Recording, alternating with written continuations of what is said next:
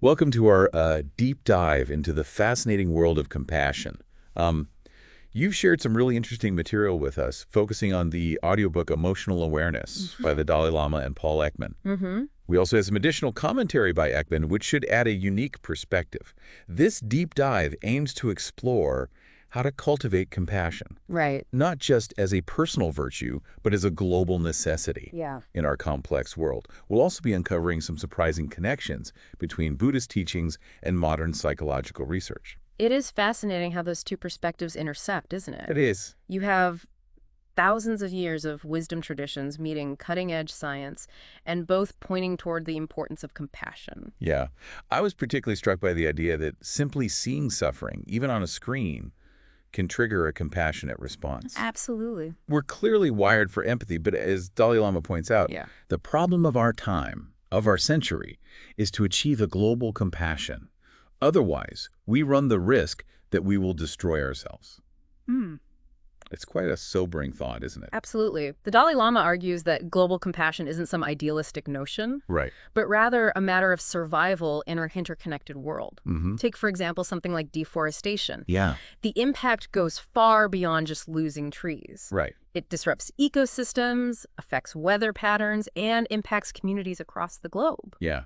It's like we're all part of this intricate web, and our actions have ripple effects Yeah. we might not even be aware of. Our consumption habits in wealthier nations, for example, Yeah. have a direct impact on the environment and the lives of people in other parts of the world. And this is where the Dalai Lama's perspective on nationalism and short-term thinking becomes crucial. Right. He argues that these mindsets prevent us from seeing the bigger picture, the interconnectedness of all life, leading to decisions that might benefit a select few in the short term, but harm the planet and future generations in the long run. I found his anecdote about American resource consumption quite insightful. Mm-hmm. He gently points out our reluctance to give up certain luxuries, even if it means a more equitable distribution of resources globally. Yeah. It really makes you think about the me-first mentality Mm-hmm. and how it hinders global compassion. This leads us nicely into the next topic: what obstacles prevent us from embracing compassion more fully?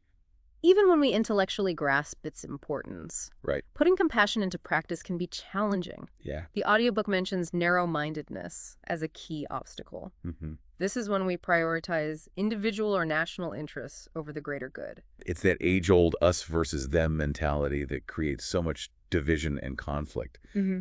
I'm curious, what are some other obstacles to developing this broader, more inclusive compassion? Well, tribalism, clinging to that us versus them mindset, is a powerful force. Often it's intertwined with historical resentment, holding on to past injustices, especially in regions rife with conflict where animosity is actively taught. It's like being trapped in a cycle of blame and anger, isn't it? Yeah. But the book also shared a story about an American police officer who initially harbored strong resentment towards George Bush. Oh, interesting. Over time, however, he learned to separate his feelings about the policies from his feelings about the individual. Wow. It's a powerful example of how deeply ingrained resentment can be transformed. This begs the question, how do we move beyond these obstacles and cultivate personal transformation? What insights does the audiobook offer on that? The audiobook explores both Buddhist and Western psychological perspectives on this. One fascinating concept is that of a mental gymnasium. A mental gymnasium. Could you elaborate on that? Imagine a space where you train your mind Yeah. for emotional well-being, just like you train your body at a regular gym. There could be different rooms dedicated to specific skills. For instance, an inspiration room, where you reflect on stories of heroism and compassion, a meta-attention room to practice developing awareness of your emotional experiences, and a loving-kindness exercise room where you engage in activities that foster compassion. That's an interesting analogy. And, some video games are actually incorporating these ideas, Oh, wow. designing gameplay that encourages collaboration and rewards compassionate choices. It's amazing how technology can be used to cultivate these positive qualities. So we've touched upon the idea of personal transformation and the importance of understanding our emotions. How do our emotions hinder or facilitate compassion? That's where Paul Ekman's expertise as a world-renowned emotion researcher comes in. Mm-hmm. He's collaborated extensively with Dalai Lama, Yeah. and his insights are invaluable. Understanding the mechanics of our emotions is key to fostering a more compassionate approach to life. I'm eager to learn more about this. Could you tell us about Ekman's work on managing emotions? Ekman breaks it down into 3 stages. Okay. First, we need to develop greater awareness of the impulse before the emotion fully arises. Okay. This is about noticing the subtle cues in our bodies and minds. Second, we need to work on shortening the refractory period. Mm-hmm. This is the period where the emotion takes over, Right. and we're less in control of our reactions. I'm not familiar with the term refractory period. Could you clarify what that means? Of course, the refractory period is the time it takes for us to regain control after an intense emotional experience. It's like that moment when you're so angry, Oh, okay. you can't think straight. Yeah. The goal is to shorten this period so we can respond more skillfully to challenging situations. Finally, the third stage is analyzing emotional episodes after they've passed, Okay. so we can learn from them and avoid repeating unhelpful patterns. So it's a combination of recognizing the emotion early on, managing its intensity, and then reflecting on the experience to gain valuable insights. Exactly. What specific tips does Ekman offer for developing emotional awareness? He suggests keeping a journal to identify recurring emotional triggers and patterns, Okay.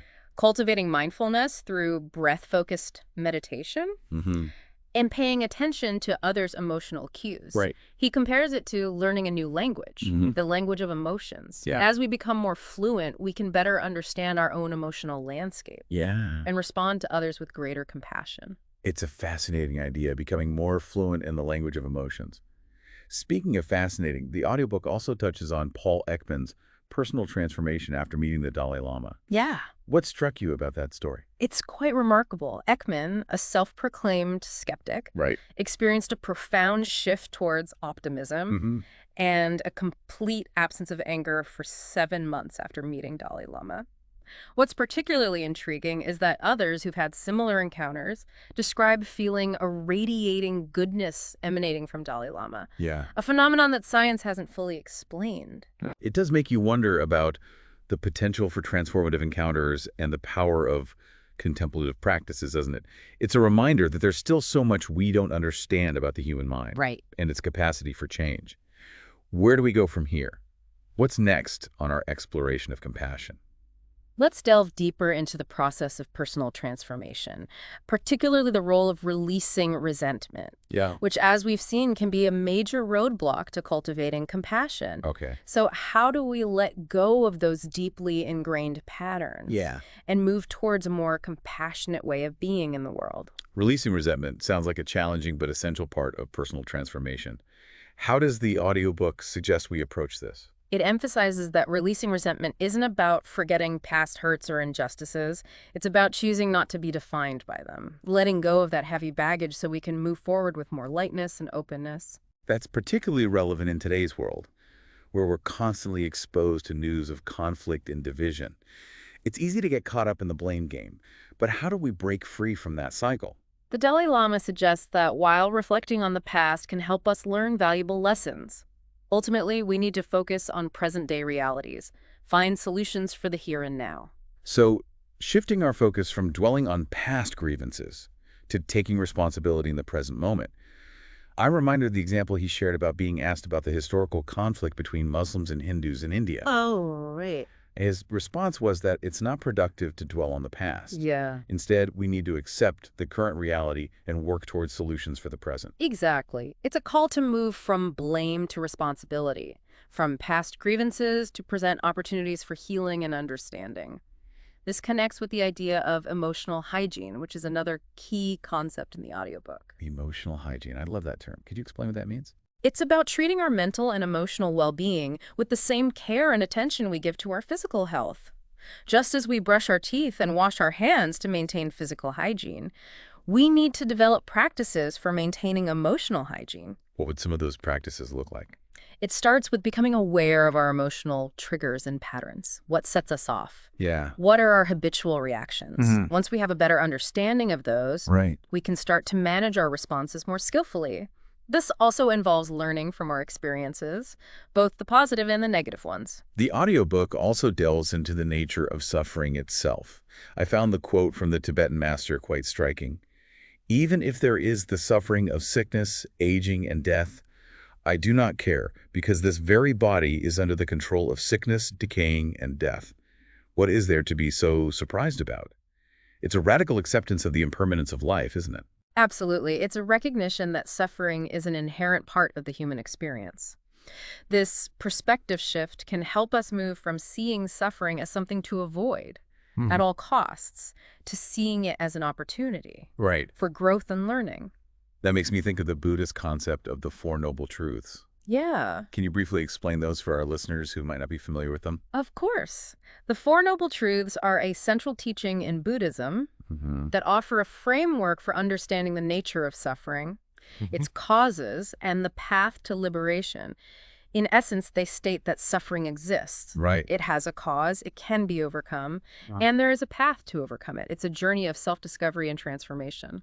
The audiobook also touches on some interesting research on altruism and compassion. Yeah. What stood out to you from those studies? One study by Professor Kristen Monroe particularly caught my attention. She found that individuals who consistently demonstrate altruistic behavior share a common worldview, characterized by a perception of shared humanity and a belief that they had no choice but to act compassionately.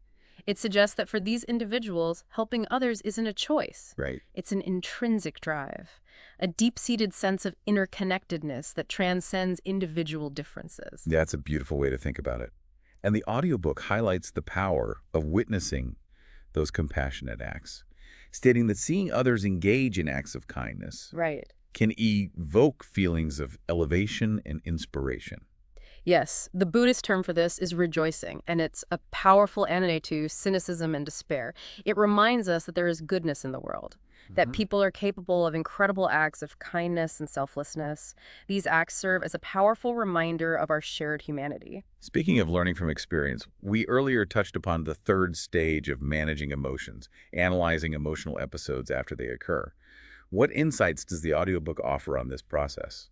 Ekman emphasizes the role of memory and how our recollections of emotional events can be distorted, often justifying the emotion we experienced. Right. This can make it challenging to learn from our mistakes unless we're willing to examine them honestly and objectively. That makes a lot of sense.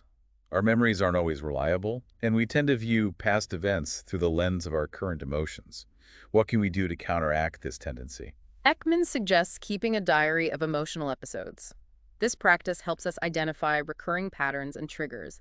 It's like becoming detectives of our own emotional landscape, searching for clues that can lead to greater self-awareness and emotional regulation. It's a fascinating idea to approach our emotional experiences with such curiosity and intention. So we're not just passively experiencing our emotions, but actively engaging with them to learn and grow. Now, we can't talk about cultivating compassion without mentioning the role of mindfulness and meditation. What practices does the audiobook suggest? The audiobook discusses a variety of practices, including breath-focused meditation. This practice helps us develop greater awareness of our thoughts, feelings, and bodily sensations, which allows us to create space between stimulus and response. This space gives us the freedom to pause, observe, and choose our actions with greater intention. It's about taking back control of our reactions instead of simply being swept away by them, right? Exactly. The Dalai Lama emphasizes the importance of cultivating a fundamental attitude of recognizing the destructive nature of certain emotions, like anger and hatred, while also understanding that we have the power to overcome them. We are not at the mercy of our emotions, but rather we can learn to navigate them with greater skill and wisdom. What are some ways we can start to cultivate this awareness and control over our emotional responses? One approach the audiobook mentions is cultivating opposing mental states, such as love and kindness to counteract negative emotions. This is a core practice in Buddhist meditation, where you focus on cultivating feelings of loving kindness and compassion towards yourself and others. It's like building up an inner reservoir of positive emotions to draw upon when faced with challenging situations. Are there any other specific techniques the Dalai Lama recommends? He talks about guarding the gateway of the senses, which involves becoming aware of what triggers negative emotions and consciously choosing to avoid those situations whenever possible. It's about recognizing our vulnerabilities and taking proactive steps to protect our emotional well-being. That makes sense. It's about being mindful of our environment and the things that tend to set us off. But what about those times when we can't avoid difficult situations? What does Dalai Lama suggest we do then? He recommends practicing not willingly inviting the afflictions. It's not about suppressing the emotion, but rather choosing not to engage with it or let it take over. So observing the emotion without getting caught up in its story or letting it dictate our actions, it's about cultivating a sense of non-reactivity. Precisely. And if the emotion feels particularly intense, the Dalai Lama suggests bringing your attention to the breath to calm the mind before responding. It's a simple yet powerful technique for creating a pause, allowing us to respond with greater clarity and composure. It's like hitting the reset button, giving ourselves a chance to choose a more skillful response. The audiobook also highlights the role of action in managing challenging emotions, particularly fear. Ekman shares a personal story about a terrifying experience he had in a small plane that lost its wheels after takeoff. He describes how the fear subsided when he had a task to focus on, something he could actively do. So channeling the energy of the emotion into constructive action rather than letting it paralyze us, it's about finding a sense of agency in the face of fear. What other insights did you find helpful in managing difficult emotions? The audiobook discusses the importance of avoiding dwelling on past emotional experiences, as this can amplify the intensity of the emotion in the present moment. It's about staying grounded in the here and now, and not letting the past dictate our reactions. It's a reminder that we always have a choice in how we respond to our experiences. We can choose to dwell on the past, or we can choose to focus on the present moment and create a more positive future. Absolutely. Are there any other points you'd like to highlight before we move on? Yes, the audiobook concludes with a fascinating discussion on the role of reason and critical thinking in cultivating compassion. Critical thinking. How does that relate to compassion? The Dalai Lama emphasizes the importance of questioning assumptions, challenging dogma, and embracing intellectual curiosity. He advocates for a more nuanced approach to Buddhist teachings, encouraging a dialogue between ancient wisdom and modern science. He sees critical thinking as a key tool for understanding ourselves and the world around us more deeply, which ultimately allows us to cultivate greater compassion. It's about not blindly accepting things at face value, but rather engaging with them critically and thoughtfully. It's a reminder that learning is a lifelong process, one that requires humility, openness, and a willingness to challenge our own beliefs. I'm curious, what else does the Dalai Lama have to say about the role of critical thinking in Buddhist teachings? He expresses concern that traditional Buddhist education relies too heavily on authoritative texts and doesn't encourage enough independent thought. He hopes to see a shift towards a more reasoned approach, one that prioritizes critical inquiry and allows for open dialogue and debate. He believes that by engaging with different perspectives and challenging our own assumptions, we can deepen our understanding and cultivate a more genuine and authentic form of compassion. It's inspiring to see a spiritual leader embracing intellectual humility and openness to new perspectives. What specific examples does he give of this approach? He shared an anecdote about a teaching he gave to a large group of monks where he challenged the traditional Buddhist cosmology, suggesting that a more nuanced understanding was needed, one informed by modern science. Wow, it's a bold move for a spiritual leader. It speaks to his deep commitment to truth and his willingness to evolve his own understanding. It also highlights the importance of staying open to new information and perspectives. Did Ekman have anything to add on the topic of critical thinking? He echoed Dalai Lama's sentiments, drawing from his own academic background at the University of Chicago, where critical thinking and questioning authority were highly valued. He emphasized the importance of being willing to change our minds, to see things from different perspectives, and to avoid becoming attached to any particular viewpoint. That resonates with the idea of intellectual humility, recognizing that we don't have all the answers and that there's always more to learn. It's a powerful reminder that true wisdom lies in the continual process of learning, questioning, and evolving. And on that note, perhaps it's a good place to wrap up this part of our deep dive. Join us for the final part, where we'll explore some concluding thoughts on cultivating compassion in our daily lives. Welcome back to our final part of this deep dive. Exploring the complexities of compassion has been quite a journey. It has. We've covered so much, from its global significance to the subtle workings of our emotions and the transformative power of personal growth. And I have to say, the story of Paul Ekman's experience after meeting the Dalai Lama really stayed with me. It speaks to the mysterious depths of human potential. Absolutely. And that brings to mind a point I found particularly insightful. The idea that gratitude and rejoicing can be powerful tools for fostering compassion. I'm intrigued. Tell me more. Well, the audiobook discusses how overwhelming it can feel to be on the receiving end of profuse thanks, especially in public. While the person expressing gratitude obviously feels thankful, the person being thanked also experiences a deep sense of joy and appreciation. It's a beautiful exchange. a recognition of the positive impact we have on each other's lives. Exactly. This ties into the idea of rejoicing we discussed earlier, that uplifting feeling we get when we witness acts of compassion. The Dalai Lama suggests that these moments of rejoicing are vital because they nourish our hearts and inspire us to cultivate more compassion in our own lives. It's like a ripple effect of goodness. One act inspiring another, and so on. Do you recall any specific examples from the audiobook that illustrate this? The book mentioned the work of anthropologist Jonathan Haidt, who refers to this feeling as elevation. His research suggests that witnessing acts of compassion evokes a unique moral emotion, one that uplifts us and expands our capacity for empathy. So it's not just about feeling good, it's about being moved to act, to contribute to the well-being of others. I remember the audiobook mentioned the Dick Gray's Heroes of Compassion ceremonies. Yes, those ceremonies are powerful examples.